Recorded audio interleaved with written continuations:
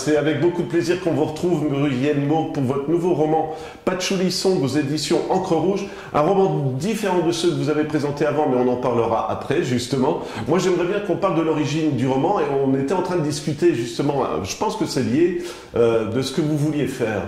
Je vous laisse nous expliquer. C'est-à-dire qu'après avoir le 13e roman, et après avoir quand même déjà travaillé beaucoup autour du policier, genre thriller ou roman noir, j'ai eu envie tout d'un coup, en tant que lectrice et en tant qu'auteur, de changer un petit peu de milieu, d'univers, en gardant toujours mes personnages en réserve, mais j'ai eu envie de quelque chose de plus personnel, sans être absolument autobiographique. Il n'y a rien du tout vraiment. On me retrouve à chaque page, on va dire, mais par des détails. Mais en aucun cas, il ne s'agit de mon histoire, je ne voulais pas ça.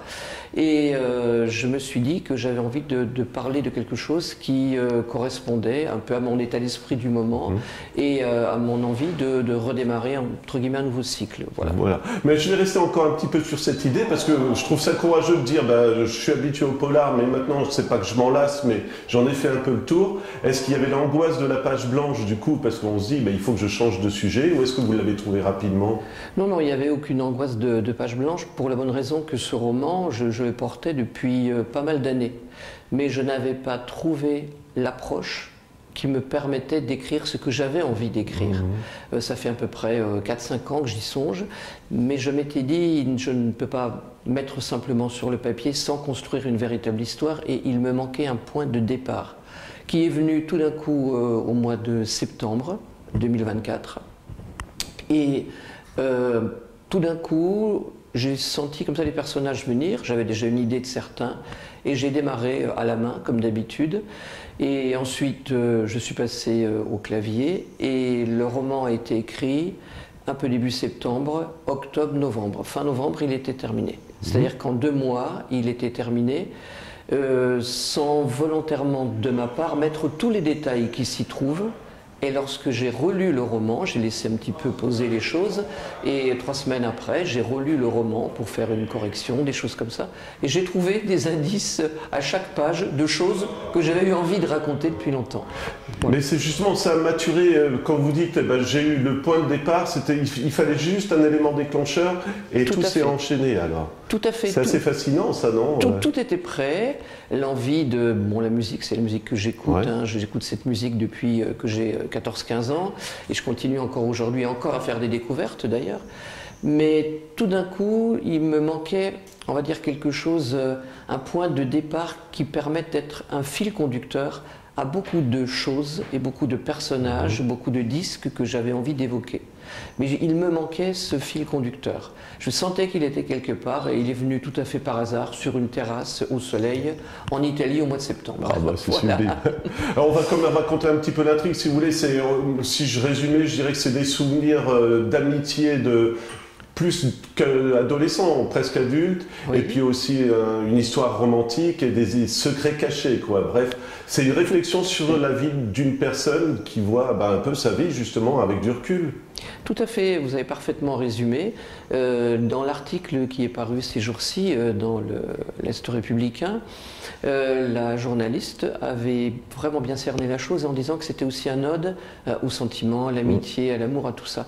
En fait, tout est lié, c'est-à-dire que l'intrigue, elle est basée, comme vous le soulignez, sur une histoire romantique qui se passe l'année du bac, donc entre Marianne, le personnage principal qui raconte d'ailleurs l'histoire, et un garçon de sa classe, et tout autour se greffe une époque, la musique, une bande d'amis, et on voit l'évolution.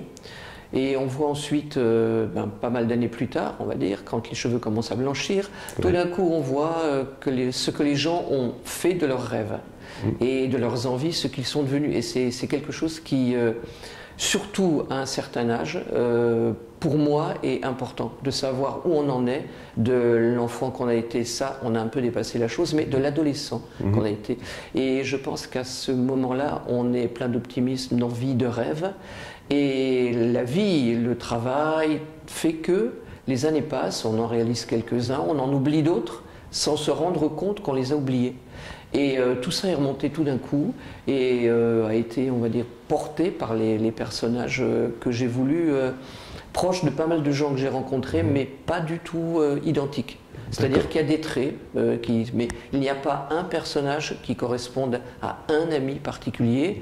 Et moi, je ne suis dans aucun des personnages. Ça aussi, je ne voulais pas du tout faire quelque chose uniquement centré sur mon vécu, sur moi, mais qui s'ouvre justement au vécu de beaucoup de gens. Ben voilà, c'est ce que j'allais vous dire, parce que et je vous l'ai dit en tournée, moi j'ai fait un transfert, parce que la période, je dirais, années 70, 80, je trouve que nous, on est tous nostalgiques de cette époque, je ne sais pas pourquoi, mais je pense qu'il y avait toute la création qui se faisait, et on le ressent justement parce que vous parlez de musique, mais il y a aussi les livres ou des choses comme ça, parce que c'est un endroit où tout le monde se retrouve aussi, hein, il y a un lieu important.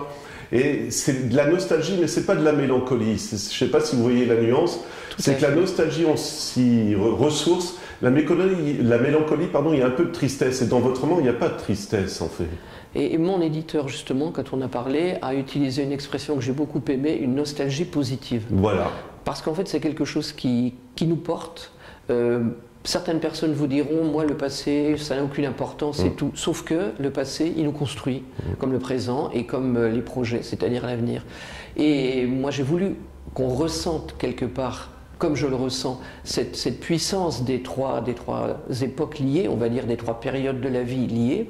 Mais je ne voulais pas, comme vous le dites, que ce soit mélancolique, même si certains sujets qui traversent le roman, comme le fait de perdre entre guillemets des gens avec qui on a été, de qui on était très proche, avec qui on a fait beaucoup de choses, et on les perd sans les perdre. Mais la vie, le temps, l'éloignement fait que on perd la trace de ces gens. Et le Covid peut-être a déclenché quelque chose, parce que personnellement j'ai eu on va dire des retours de personnes dans ma vie que j'ai connues autrefois au lycée ou ailleurs, et justement ça fait très plaisir parce qu'on essaie quand même de trouver le temps de se revoir, pas forcément pour parler du bon vieux temps, parce que le bon vieux temps, on a beau en parler, il ne reviendra jamais tel qu'il a été, mais pour au contraire voir ce qu'il a pu nous apporter. Et justement, moi, encore une fois, je parle de moi, mais mon enfant, j'en ai toujours des beaux souvenirs. Et souvent, mon père me dit, mais tu sais, c'était pas si facile que ça. Et je trouve que ça s'applique bien à votre roman, parce qu'on a des beaux souvenirs. Et je vais pas dévoiler, mais si on rentre un peu plus loin dans l'intrigue, il y a aussi des secrets que les parents avaient. Et je trouve ça assez fascinant aussi. Et bien sûr, parce qu'on a tendance à idéaliser l'époque. Voilà. Surtout quand on est dans une époque pas mal troublé comme en ce moment, mais je veux dire, tout n'était pas rose, et tout n'était pas rose pour tout le monde, surtout. Simplement, les secrets, ça restait des secrets. Les gens peut-être parlaient moins, et ces secrets-là faisaient aussi que parfois la vie de certaines personnes en était bouleversée, sans qu'ils sachent pour quelles raisons, et ils partaient dans une direction opposée à celle qu'ils auraient voulu suivre, mais pas à cause d'eux-mêmes, mais à cause justement de ces secrets, parfois lourds à porter, des familles. Et parfois, on considère aussi que, quand on est adolescent, que les adultes, nos parents ou d'autres adultes, sont des gens différents de nous, mais ils ont exactement les mêmes angoisses, les mêmes incertitudes, les mêmes failles, les mêmes zones d'ombre. Et ces zones d'ombre-là, lorsqu'on les côtoyait, surtout à une époque où je pense qu'on communiquait peut-être moins, bon, sans les réseaux sociaux, sans toutes ces choses, ces zones d'ombre-là, on ne les percevait pas. Et avec le recul, et en découvrant petit à petit des événements que l'on recoupe ensuite, on découvre ces zones d'ombre, parce qu'en fait, tout un chacun a plus ou moins sa part, son lot de failles, de vécu pas toujours complètement assimilé, pas toujours complètement digéré. Alors, votre passion pour la musique, est-ce qu'on peut dire aussi que c'est un roman musical finalement? Parce que bien souvent, les personnages écoutent de la musique parce qu'ils se retrouvent dans un café, et puis voilà, ils mettent en marche le tourne-disque à l'époque. Et moi, je m'amusais à mettre les morceaux, et ça collait bien au moment des scènes, quoi. Enfin, je dis scènes, mais oui, voilà, des séquences. Parce que c'est, bon, je vous ai dit tout à l'heure, j'ai toujours écouté de la musique, je suis vraiment on va dire une fan de rock, de country, de choses comme ça, de musique américaine essentiellement. Et chaque époque de ma vie a été marquée justement par des morceaux. Et là, par contre, la bande musicale m'est vraiment personnelle. Elle correspond à des morceaux que j'aime particulièrement, et qui souvent ont ponctué certaines périodes importantes de ma propre vie. Ça, la bande musicale, je la revendique. L'histoire, En partie. Ouais.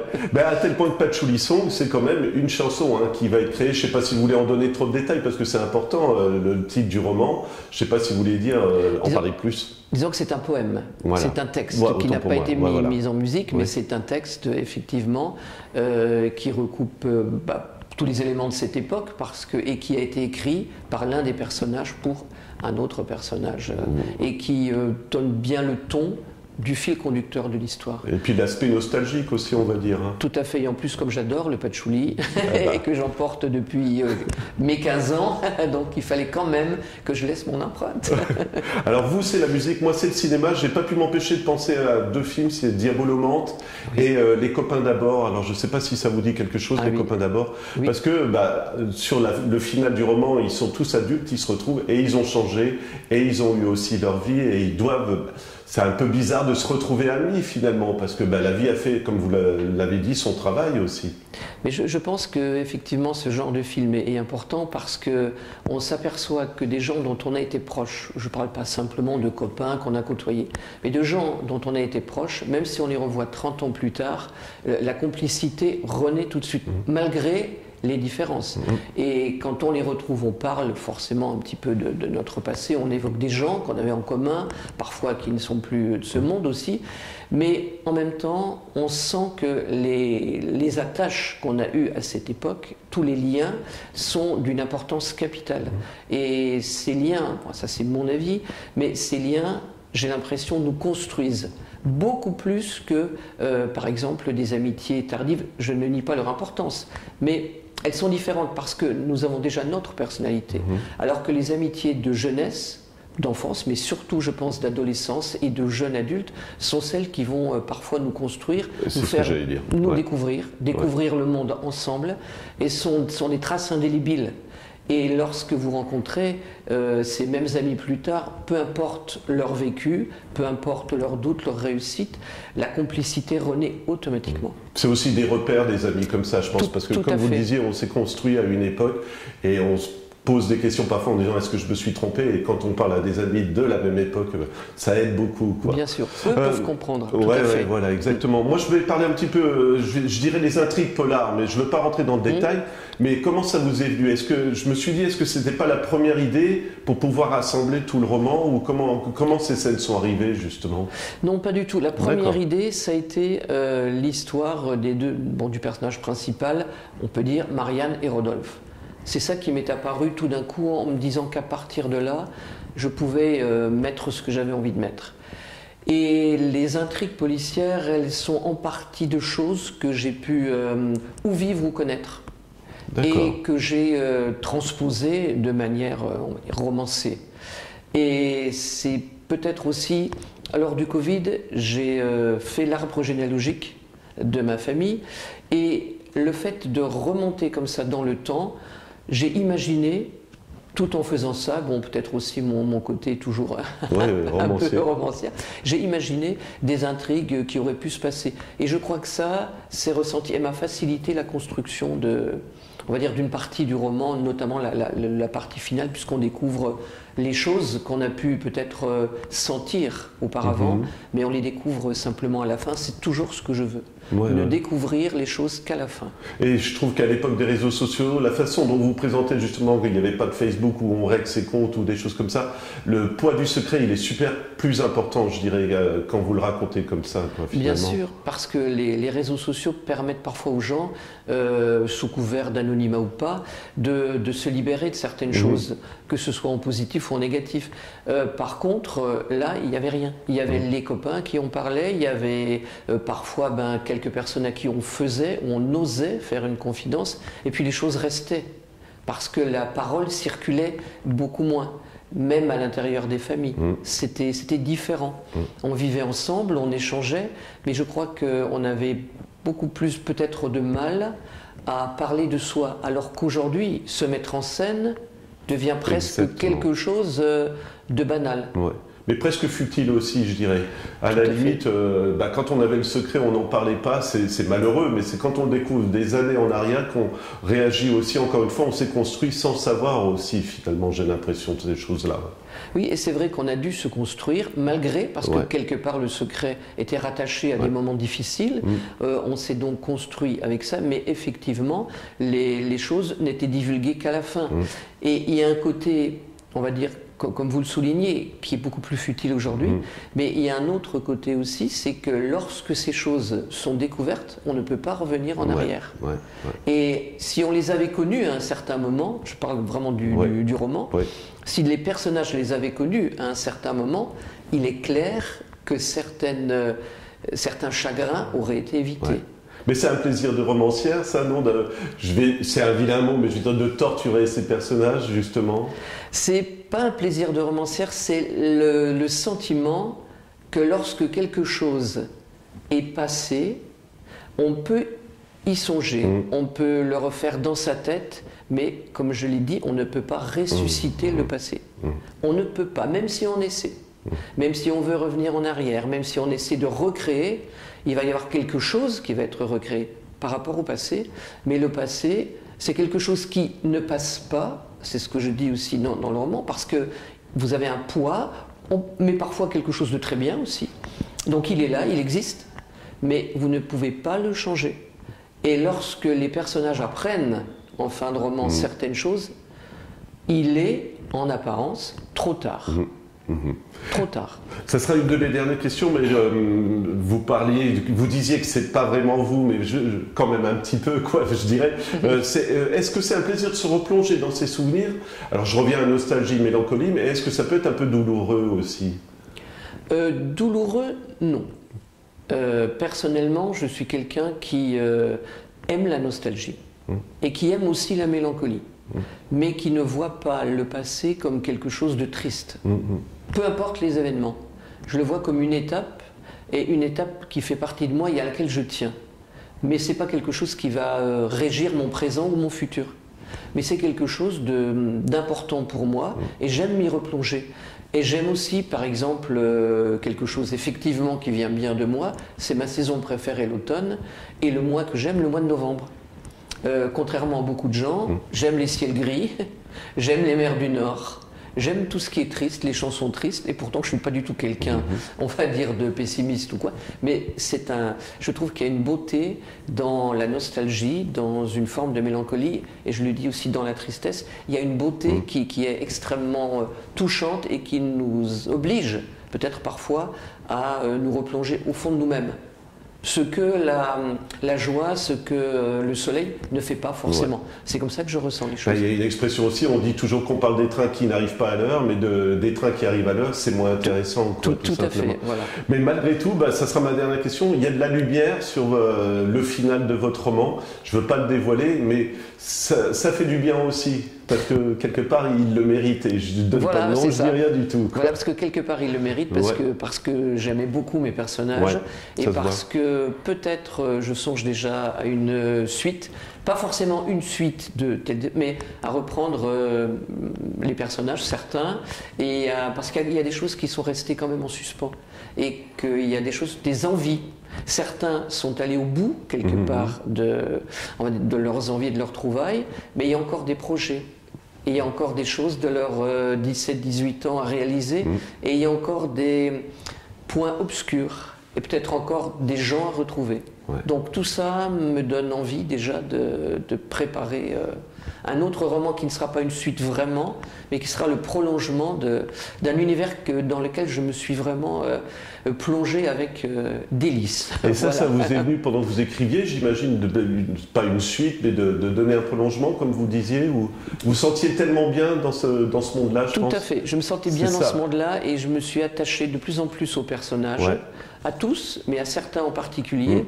Et il y a quelque chose encore, il y a un personnage notamment, je crois savoir, très important, qui va peut-être déterminer la seconde partie de cet univers. Voilà, bah écoutez, Muriel, comme d'habitude, si personne n'a compris que j'ai aimé votre livre, je ne sais pas comment faire. Merci. Donc je rappelle votre roman, donc Patchouli Song de Muriel Mauve, aux éditions Encre Rouge. Et justement, ça me fait souvenir, on en parlait juste avant de tourner, vous disiez l'éditeur, si vous voulez bien me dire la petite anecdote, parce que je trouve ça intéressant justement. Vous ne pensiez pas que c'était pour lui, quoi. Bah, c'est-à-dire que je pensais au départ que ce roman toucherait plus un public féminin. Je pensais que c'était plus quelque chose. Et puis je me suis aperçu, en parlant avec lui et en parlant aussi avec d'autres gens, que des hommes avaient apprécié l'histoire. Moi je pensais que ça touchait plus un public féminin, entre, je dirais, 40 et plus. Parce que certains n'ont pas forcément vécu cette période, mais les périodes après peuvent s'en rapprocher. Et je voudrais signaler aussi quelque chose, il y a un QR code oui, c'est vrai. en fin de roman, tout en bas de la liste, de la playlist, on va dire, de la bande son musicale. Et ce QR code vous permet d'écouter un des morceaux de la bande son chanté par un chanteur, un musicien lorrain, Pascal Carambeau, avec qui je collabore et qui est un ami depuis pas mal d'années. Et cette chanson fait partie de l'histoire.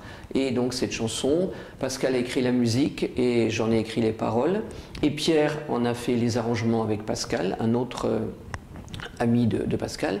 Et cette chanson, c'est, on va dire, quelque chose qui colle parfaitement, je pense, à l'atmosphère, surtout à la seconde partie du roman. Voilà. Voilà, bah, encore une fois, je le rappelle. QR code, voilà. QR code, mais vous avez bien raison de le rappeler parce que ça prolonge l'expérience, encore une fois. Et je ne saurais que conseiller, quand il y a un titre qui apparaît dans le roman, de le mettre en fond au moment de la lecture. C'est super. Donc, je le rappelle, Patchouli Song de Muriel Mauve aux éditions Encre Rouge. Merci beaucoup, Muriel. Merci, Romain.